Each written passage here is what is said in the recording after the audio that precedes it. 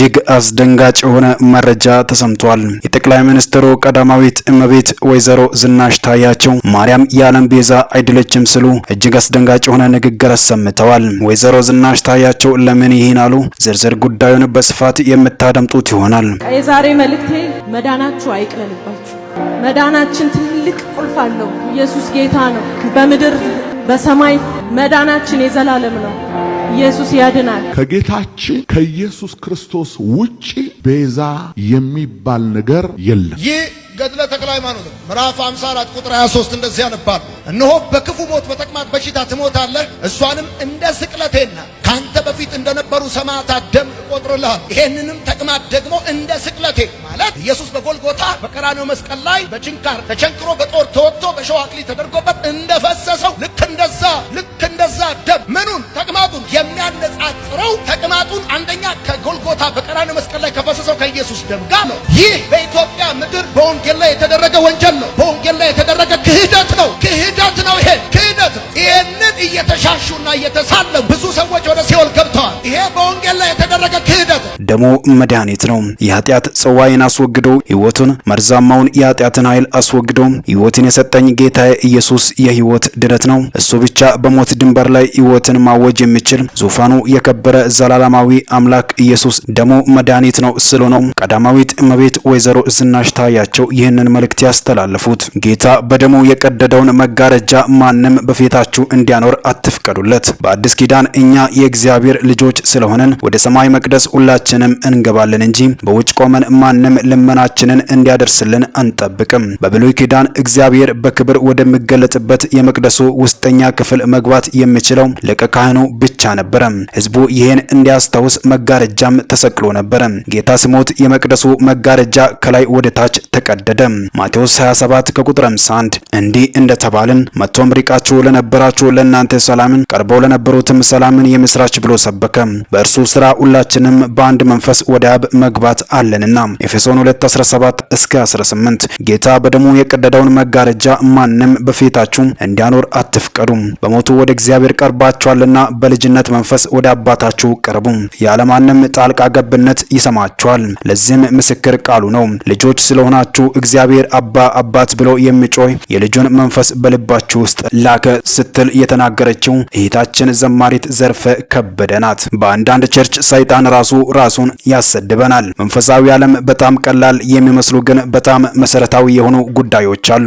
ሰይጣን አሳሳች ነው። በመድረክ አንተን ሳያልቻልኩም ይልሃል፣ ግን ውሸቱን ነው። ከ120 ሚሊዮን ህዝቦች መካከል አንዱን እኮ ኢትዮጵያ ውስጥ። ታዲያ ሰይጣን እኔን ፈርቶ እንዴት ይጮሃል ትላለም? ራሳቸውን እንደ ልዩ ፍጡር እንድትቆጥሩ ያደርጋል። ከዚያ እየተኮራራ ጠራኝ ትላለም። ወዳጆች አትሸወዱ። ኢየሱስ የተለየ ነህ ካለ የተለየ ነህ። ሰይጣን ግን የተለየ ነህ ካለ ልጥል ነው፣ ውሸቱን ነው። ኢየሱስ ውጡ ይላቸዋል አጋንንቶችን። አንተ ግን ቀጥታ ማውራት አትችልም። በኢየሱስ ክርስቶስ ስም ስትል አጋንንቱ የሚያወራው አንተን አይሆንም። ስሙ የተጠራው በኢየሱስ ክርስቶስ ስም ስትል አቤት ብሎ ይወጣል። በነገሬ ላይ ሰይጣን በዚያ በኩል ሰውየውም ጋር ቁጭ ብሎ በዚህ በኩል አንተ ጋም ተቀምጦ የመስራት ባህሪ ያለው። እንዳንተ ያለ የለም ስል አንተ ኮራ ስትል አላማውን ያሳካብሃል። እሱ ባንተ ውስጥ ልጓም ከቶ አይወጣም ማለት ነው። በጣም እንዳትሸወዱ። ሰይጣን አሳሳች ነው። አንዳንድ ቸርች ውስጥ ሰይጣን ራሱን ያሰድበናል። ኢየሱስ ያላለውን ለምን እንለዋለን? ኢየሱስ አለ ውጣ ከበቂ በላይ ነው። ሐዋርያት ሥራ ላይ ማነ ውጣ የለም።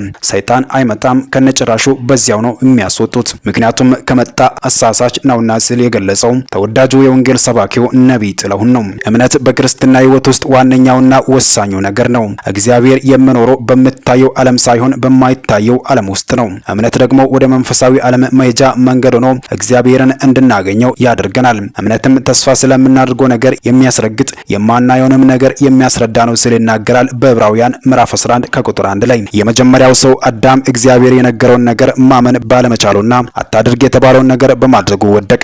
ዲያብሎስም እግዚአብሔርን እንዳያምኑ በማድረግ ከእግዚአብሔር አጀንዳ አወጣቸው። መጽሐፍ ቅዱስ ስለ እምነትና በእምነት ስለተከናወኑ ጉዳዮች ከምነግረን መካከል በጥቂቱ ያዕቆብ በእምነት መባረኩ፣ ሳራ መካኖና ለመውለድ ማመኗ፣ አቤል በእምነት መስዋዕት ማድረጉን፣ ሄኖክ በእምነት አካሄዱን በማድረግ መወሰዱን፣ አብርሃም ለመስዋዕት ልጁን በእምነት ማቅረቡን፣ አብርሃም በእምነት መውጣቱን፣ እድሜው ቢገፋም ለልጅ ማመኑን፣ ሙሴ በእምነት ግብጽን ለቆ ወጥቶ በእምነት ቀይ ባህርን መሻገሩን፣ ኖህ ዝናብ ዘንቦ በማያውቅበት በእምነት 120 ዓመት መርከብን መስራቱንና የተለያዩ ምሳሌዎችን ማንሳት ይቻላል። ጻድቅ በእምነት ይኖራል ሲል የገለጸው ወንድማችን ጥበቡ ወርቅዬ ነው። ቤዛነት በኢየሱስ ክርስቶስ መስቀል ላይ ተፈጸመ። ይሄን እውነት ነው መረዳት ያለብን። ይሄን እውነት ነው ማወቅ ያለብን። ከዚህ አንፃር አጽኖ ቤዛነት በኩል እንዲያው በመድከም በመውጣት በመውረድ አይደለም፣ እንዲያው በጸጋው ክብር ለአምላካችን ለእግዚአብሔር ይሁን። ይሄንን እውነት ነው መረዳት ያለብን። ሌላኛው ልጨምር፣ ሌላኛው በጣም የሚደንቀው ይሄ ሐዋርያው ጳውሎስ እግዚአብሔር ይባርከው የገለጠልን መገለጥ የሚደንቅ ነው። ቆላሲስ ምዕራፍ 1 ቁጥር 13 ምንድነው የተገለጠ? እውነቱንማ በደንብ መረዳት አለብን። እርሱ ከጨለማ ስልጣን አዳነን፣ ቤዛነቱንም አያችሁ፣ ቤዛነቱንም እርሱንም የኃጢአት ስርየት ወዳገኘንበት ወደ ፍቅሩ ልጅ መንግስት አፈለሰን። እግዚአብሔር ይመስገን። እንዴት ደስ ይላል! በቃ ይሄን እውነት ነው መረዳት። አጋኖ ማውራት ከተፈለገ ይሄንን ለምን አጋነን አናወራ? ይህ ገድለ ተክለ ሃይማኖት ምዕራፍ 54 ቁጥር 23 እንደዚህ ያነባል። እነሆ በክፉ ሞት በተቅማጥ በሽታ ትሞታለህ፣ እሷንም እንደ ስቅለቴና ካንተ በፊት እንደነበሩ ሰማዕታት ደም እቆጥርልሃለሁ። ነገር ግን ለብቻ አይደለም፣ በዚች ገዳም በተቅማጥ በሽታ የሚሞቱትን ልጆችንም ቁጥራቸውን ከሰማዕታት ጋር አደርጋለሁ፣ በመንግስተ ሰማያትም ላንተ እሰጣቸዋለሁ አለው ይላል። በዚህ ቦታ የተናገረው ቃል ምንድነው? ለተክለ ሃይማኖት የተገባለትን ኪዳን፣ ለተክለ ሃይማኖት የተገባለት ኪዳን ደግሞ ምን አይነት አሟሟት እንደሚሞት ነው። ሲሞት በተቅማጥ በሽታ እንደሚሞት፣ ይሄንንም ተቅማጥ ደግሞ እንደ ስቅለቴ ማለት ኢየሱስ በጎልጎታ በቀራንዮ መስቀል ላይ በችንካር ተቸንክሮ በጦር ተወጥቶ በሾህ አክሊል ተደርጎበት እንደፈሰሰው ልክ እንደዛ ደም ምኑን ተቅማጡን። ከዛ ሲቀጥል እንደዚህ ይላል፣ ካንተ በፊት እንደነበሩት ሰማዕታት ሌሎቹን ትተን እንደነ ጴጥሮስ ልክ እንደነ ጳውሎስ በድንጋይ ተወግረው እንደሞቱት እንኳን ብላችሁ ብትሉ የሚያነጻጽረው ተቅማጡን አንደኛ ከጎልጎታ በቀራንዮ መስቀል ላይ ከፈሰሰው ከኢየሱስ ደም ጋር ልክ እንደሱ፣ ሁለተኛው ደግሞ እንደ ሰማዕታት ደም እቆጥርልሃለሁ አይለኝና ዝቅ ብላችሁ ስታነቡት የሆነውን ነገር እናንተ ቀጥላችሁ አንብቡት። ይህ በኢትዮጵያ ምድር በወንጌል ላይ የተደረገ ወንጀል ነው። በወንጌል ላይ የተደረገ ክህደት ነው። ክህደት ነው። ይሄ ክህደት ነው። ይሄንን እየተሻሹና እየተሳለሙ ብዙ ሰዎች ወደ ሲኦል ገብተዋል። ይሄ በወንጌል ላይ የተደረገ ክህደት ነው። ይሄ በወንጌል ላይ የተደረገ አመፃ፣ በቀራንዮ መስቀል ላይ በፈሰሰው በእግዚአብሔር የዘላለም እቅድ ላይ የተደረገ አመፃ ነው። ይሄን አመፃ ዝም ል ዘንድ ከዚህ በኋላ አይቻለኝም። አሜን በል። በእግዚአብሔር ልጅ በክርስቶስ ወንጌል ላይ የተደረገ ክህደት ነው። በገድለ ተክለ ሃይማኖት መጽሐፍ ምዕራፍ 61 ቁጥር 32 እንደዚህ ያነባል። ሳንጠራጠር በቃል ኪዳኑ አምነን መጠጊያችን እሱን የኃጢአታችንን ቤዛ መቃብሩን የሰጠን እግዚአብሔርን እያመሰገን በዓለም ሁሉ በከበረ በዚህ በአባታችን በተክለ ሃይማኖት ጸሎት የሥጋው ፍልሰት በሆነችው ዛሬ በዚች ቀን እየተሰበሰብን ሁላችን በእውነት ለዘላለም ይቅር ይበለን ይላል። ደግሜ ሳነበው ሳንጠራጠር በቃል ኪዳኑ አምነን መጠጊያችን እሱ የኃጢአታችንን ቤዛ መቃብሩን የሰጠን። ለኃጢአታችን ቤዛ የተሰጠን መቃብር የለም። የተሰጠን የእግዚአብሔር ልጅ ኢየሱስ ነው። አይደለም የተክለ ሃይማኖት መቃብር፣ የኢየሱስ መቃብር ራሱ ለኃጢአታችን ቤዛ አልተሰጠንም። በጉ እንጂ የኃጢአት ቤዛ መቃብር የኃጢአት ቤዛ አይደለም። ይህ በወንጌል ላይ የተደረገ ወንጀል ነው። ይህ በወንጌል ላይ የተደረገ አመፃ ነው። እግዚአብሔር ይህን አመፃ ካልቀጣ ሌላ ምንም አይቀጣም። ሴቶቹ ቅባት ይዘው በማለዳ በሶስተኛው ቀን ወደ ኢየሱስ መቃብር ሲሄዱ መልአኩ ያላቸው ሂዱና በዛ መቃብሩን ተሳለሙ አይደለም ያላቸው። ሕያውን ከሙታን መካከል ስለምን ትፈልጉታላችሁ?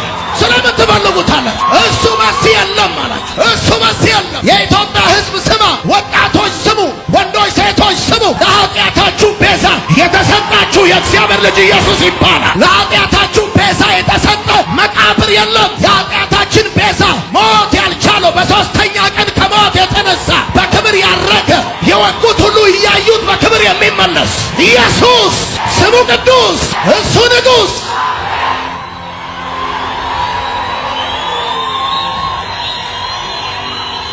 ምዕራፍ 48 ገድለ ተክለ ሃይማኖት። ከዚህ በኋላ አባታችን ተክለ ሃይማኖት በየሀገሩ ሲመላለስ አንድ ቀን በባህር ዳር ተቀምጦ ሳለ ሰይጣን ከባህር ውስጥ ወጣ። ማወጣ ሰይጣን ወጣ። ሰይጣኑም የአባታችንን ደቀ መዝሙር ያዘው። ማንን ያዘው? ደቀ መዝሙሩን ያዘው። አንተ ርኩስ መንፈስ ከልጄ ውጣ እያለ በመስቀል ምልክት በላዩ አማተበ። ከዛስ ሰይጣኑም ዛሩም ደቀ መዝሙሩን ትቶ ሰይጣኑ ዛሩ ማንን ትቶ? ደቀ መዝሙሩን ትቶ ፈጥኖ ሸሸ። ሊያመልጥም ወደደ። ብፁዕ አባታችን አማተበበት። ወደ ባህሩ ሊገባ ባይቻለው በጥልቁ ባህር ወደብ ቆሞ ብፁዕ አባታችን ሄዶ በእጁ ያዘው። የዛን ጊዜ እጡ ወደቀና ኃይሉም ደከመና ለሁሉ በግልጥ ታየ። ብፁዕ አባታችንም ልጄን ለምን ትይዘዋል አለ። ሰይጣኑም ዛሩም አሁን ይሄ ሰይጣን ይሄ ዛር ኦሬዲ ከልጁ ወጥቷል። ኦሬዲ ከልጁ ወጥቶ ባህር ውስጥ ሊገባ ሲል የተያዘ ነው፣ በግልጥ የታየ ነው እንጂ ልጁ አይደለም እያወራ ያለው። የተያዘው ልጅ አይደለም፣ ከልጁ የወጣው ሰይጣን ነው እያወራ ያለው። ወጥቷል ኦሬዲ። ምክንያት አለ ይሄም ነው ኦሬዲ ወጥቷል ነው አይደለም? ወጥቷል። ከዛ ዛሩም ለኔ እንደ ሰው ሁሉ መለስክልኝ፣ ስለዚህም ይዘው ዘንድ ደፈርኩ። ብፁዕ አባታችንም ስም ማን ነው አለው። ባህረ አልቅም ነው አለው። ብፁዕ አባታችንም እንግዲህ ከኔ ጋር ትሄዳለህ ወይስ ወደ ማደሪያ ትመለሳለህ አለው። ከእንግዲህ ወዲስ ወደ ማደሪያ ለመመለስ አይቻለኝም፣ ማማተብህ ስልጣኔን ሽረዋልና አለው። ሰይጣን ዛሩ አለው።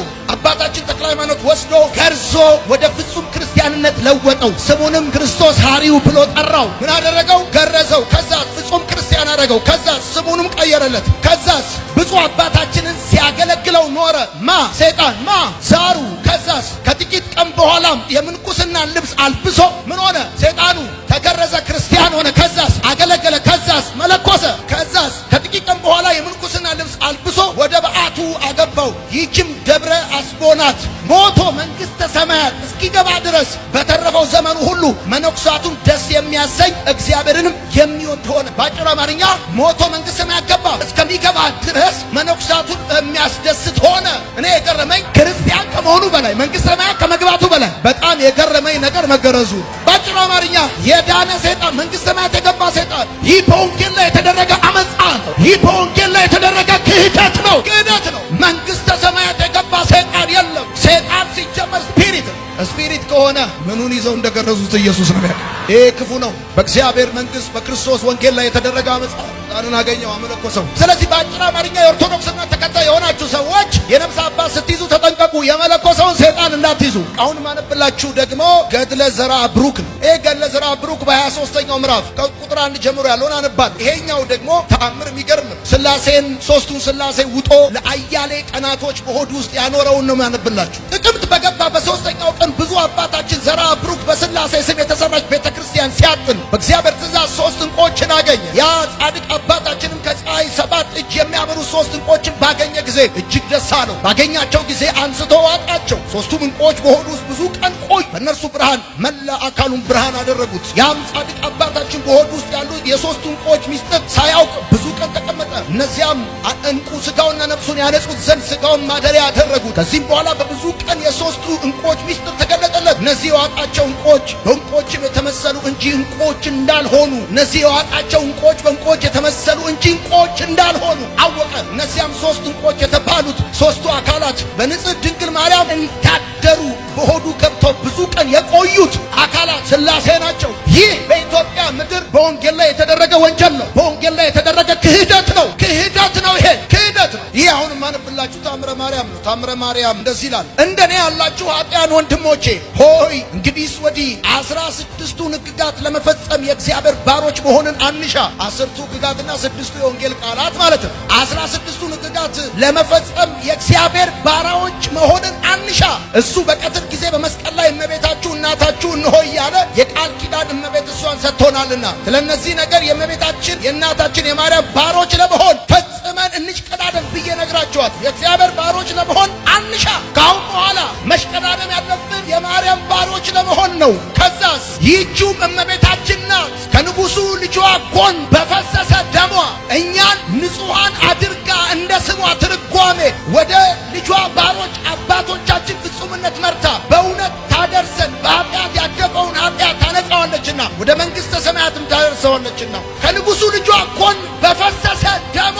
ይህ በወንጌል ላይ የተደረገ አመፃ ነው። በቀራንዮ መስቀል ላይ ደሙን ያፈሰሰው ኢየሱስ ብቻ ነው። በኢሳይያስ መጽሐፍ ምዕራፍ 42 ቁጥር 8 ላይ እኔ እግዚአብሔር ነኝ፣ ስሜም ይህ ነው፣ ክብሬን ለሌላ ምስጋናዬንም ለተቀረጹ ምስሎች አልሰጥም። እኔ እግዚአብሔር ነኝ፣ ስሜም ይህ ነው፣ ክብሬን ለሌላ። የኢትዮጵያ ሰዎች የእግዚአብሔርን ክብር ለእግዚአብሔር መልሱ፣ የበጉን ክብር ለበጉ መልሱ። በቀራንዮ መስቀል ላይ ላይ የሞተው የተሰቀለው ደሙን ያፈሰሰው ኢየሱስ ብቻ ነው። የዘላለም ሕይወት ፔሊሲ አይደለም፣ የሽርክና ማህበር አይደለም። አያት ነሽ እመቤቴ። አረ ልከተልሽ በኃይል ጩና በኃይል ጩና አረ እመቤቴ ማርያም የት ዋለሽ?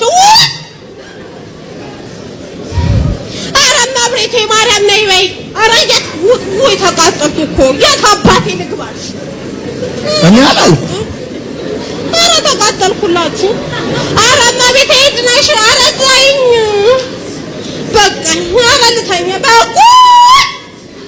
ወይኔ ማቴ ወይኔ እናቴ ሰራችልኝ። ወይ ተገለጭ እንትና ራሴን በራሴ ገድዬ እንደው በፈጣሪ ስም ምን አይነት ጥላቻ ነው ያላችሁ ግን ለእመቤታችን? ምን ያክል ነው የምትጠሏት? እሱ እርግጥ ነው ሰይጣን ሁልጊዜም ቢሆን አጥብቆ እመቤታችንን ይጠላል። ምክንያቱም ክርስቶስ ወደ ምድር እንዲመጣ ምክንያት ስለሆነች አጥብቆ ይጠላታል። የእናንተ ድራማ ደግሞ በጣም በዛ። ምን ማለት ነው? የእመቤታችንን ስም የአጋንንት ስም አደረጋችሁት። አሁን ደግሞ እንደው ለመናገር ራሱ አንዳንድ ጊዜ ግራ ይገባኛል። ይህ ስም እኮ ክርስቶስን የወለደች ያቺ ከሴቶች መካከል የተለየች የተባለች በጣም ድንቅ የሆነች በዓለም ላይ በፊትም አሁንም ወደፊትም የማይገኝ ስም ያላት ያቺ ሴት ክርስቶስን ኢየሱስን የወለደች ናት። እንዴት አይነት ድፍረት ነው ግን ያላችሁ እናንተ! እንግዲህ እግዚአብሔር እናንተ ልቦና ይስጣችሁ ከማለት ውጪ ምንለው ነገር የለም። ይህንን ያክል ጥላቻ ግን የእውነት በጣም ታሳዝናላችሁ። ብዙ ጊዜ የኦርቶዶክሳውያን ወንድም እህቶቻችን የፕሮቴስታንትን ቤተ አምልኮ ቤተ ክርስቲያን ብለው ላለመጥራት አዳራሽ ብሎ ሲጠሩ ሰምተናል። ህዝቡ ወደ ፕሮቴስታንት አዳራሽ የሄደው ለምንድን ነው እየተባለም ከአውደ ምሕረት ላይ ሲነገር ሰምተናል።